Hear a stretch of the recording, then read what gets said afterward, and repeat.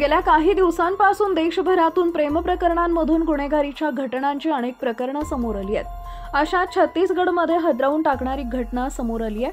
छत्तीसगडच्या धमतरी जिल्ह्यात 67 वर्षीय वृद्ध प्रियकरानं त्याच्या 30 वर्षीय प्रेयसीची निर्गुण हत्या केली। वृद्ध प्रियकराला त्याच्या प्रेयसीचा दुसऱ्या कुणाशी तरी प्रेमसंबंध असल्याचा संशय होता। याच रागातून त्यानं संधी मिळताच तिची हत्या केली। पोलिसांनी आरोपीला अटक करून तुरुंगात पाठवले।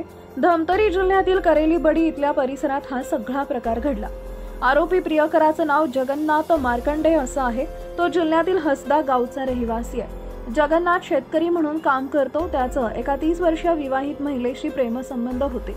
पुष्पा मार्कंडे असं हत्या झालेल्या महिलेचं नाव आहे।